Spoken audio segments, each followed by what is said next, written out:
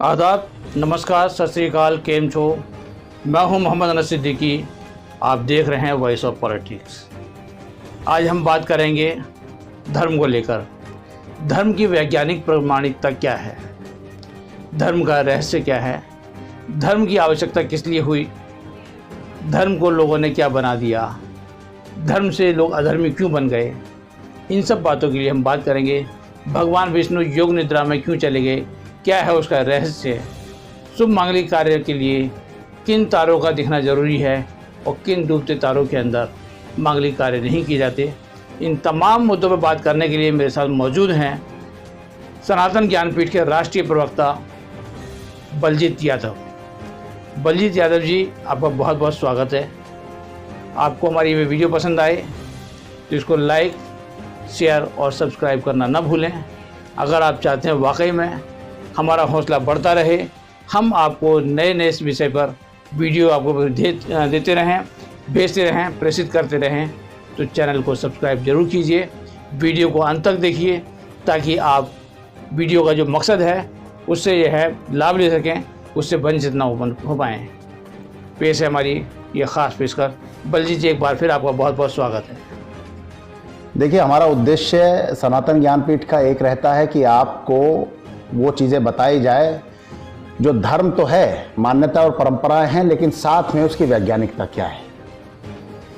तो मैं आज आपसे बात करूंगा कि विष्णु भगवान की जो योग निद्रा है उसका रहस्य क्या है, और तारा डूबने का अर्थ क्या होता है। मांगलिक कार्य, शादी, विवाह, ये सब क्यों नहीं होते हैं इन दिनों में, चातुर्मास में क्यों नहीं होते, मल मास में क्यों नहीं होते हैं, इसके विषय को आप समझिए। देखिए, भगवान विष्णु, मैंने जैसे पहले वैष्णव और शैवों का बताया था, उसी तरह, क्योंकि वैष्णव साम्राज्यवादी थे, पूरे पृथ्वी पर इनका शासन था। आप मान सकते हैं कि भगवान शिव ने हल विष पिया हो, लेकिन उन्होंने हार का विष भी पचाया था, क्योंकि वो ज़्यादा सांसारिक उसमें नहीं रहते थे। और वैष्णवों ने भगवान विष्णु के नेतृत्व में, जिसमें इंद्र की भी एक भूमिका थी, उन्होंने पूरे भूखंड पर साम्राज्य का विस्तार किया। तो उनकी पूरी लोगों पे पकड़ अच्छी थी। तो आप ये समझिए कि तारा डूबने का अर्थ क्या होता है। देखिए, 2 ग्रह, सबसे 9 ग्रहों में से 2 ग्रह सबसे मुख्य भूमिका निभाते हैं मांगलिक कार्यों में। आप ज्योतिष, क्योंकि थोड़ी बहुत मैंने अपने गुरुजी से ये ज्ञान प्राप्त किया है ज्योतिष का, जितना सीख पाया, बाकी तो बहुत गूढ़ रहस्य है, इसको पूर्ण ये कोई नहीं कह सकता कि इसको पूर्णता प्राप्त कर लेगा। कि बृहस्पति और शुक्र जब अपनी धुरी पे घूमते हुए, चक्कर लगाते हुए सूर्य के इतने नजदीक चले जाते हैं कि वो अपनी ऊर्जा खो देते हैं।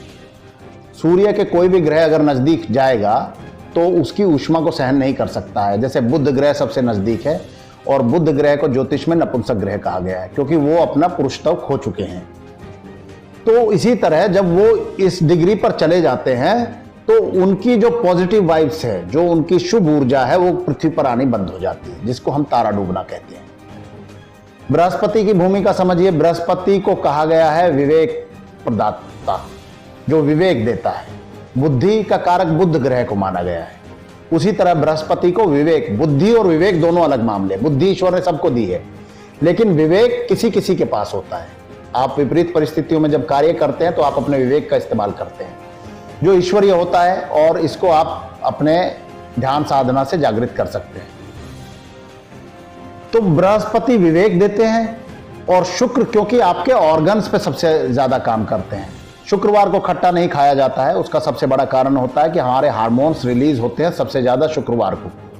तो इसलिए कभी भी खट्टा खाने से हार्मोन्स का असंतुलन पैदा होता है, इसीलिए लोग संतोषी माता का व्रत करते हैं और उसके सहारे खट्टा छोड़ देते हैं। लेकिन विशेष रूप से खट्टा शुक्रवार को किसी को भी नहीं खाना चाहिए, क्योंकि आपके हार्मोन सबसे ज्यादा एक्टिव होते हैं। उन हार्मोन्स का संतुलन बनाए रखने के लिए हम शुक्रवार को खट्टा नहीं खाते हैं। और भगवान शुक्राचार्य को, क्योंकि ऑर्गन्स का शुक्राणु जो हमारे स्पर्म में होता है, जो धातु होती है, वो उनका कारक ग्रह है, आपके तेज और ओज का कारक है। तो दोनों की भूमिका समझिए। आपको जब एक नव दंपत्ति शादी करते हैं तो उनको एक विवेक की आवश्यकता होती है, दोनों में संतुलन बिठाना होता है। तो बुद्धि मैंने कहा सबको मिलती है, विवेक किसी किसी को मिलता है। तो विवेक जब उसकी ऊर्जा आप में नहीं आएगी, समझिए कि आपने एक पंखा खरीद लिया और पंखा आपने बिजली में लगाया नहीं, तो वो पंखा आपके किसी काम का नहीं है, क्योंकि उसमें ऊर्जा का प्रवाह नहीं हुआ। उसी तरह जब बृहस्पति देव अपनी सही धुरी पर आएंगे और पृथ्वी पर उनकी सकारात्मक ऊर्जा आएगी, तो व्यक्ति विवेकशील होते हैं। अब वो उसके संस्कारों पर निर्भर करता है, वो सतोगुणी है, तमोगुणी है, रजोगुणी है। सात्विक है तो बहुत जल्दी काम करेगी, रजोगुणी है थोड़ा कम काम करेगी, तमोगुणी पे बिल्कुल काम नहीं करेगी। उसी तरह शुक्र देव, अगर आपके ऑर्गन्स काम नहीं करेंगे तो आप अपने वैवाहिक जीवन का आनंद नहीं ले पाएंगे, आप उनके साथ अपना तालमेल नहीं बिठा पाएंगे। तो इसीलिए तारा डूबने में ये चीज़ें, मांगलिक कार्य वर्जित किए गए, और इसके पीछे बहुत वैज्ञानिक कारण हैं।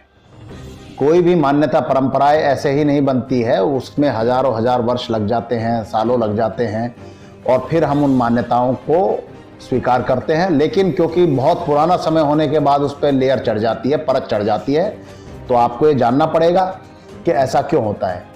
मैं आशा करता हूं कि आपको ये विषय समझ में आया होगा, और आगे भी आप लोगों के सामने इस तरह के विषय हम रखते रहेंगे।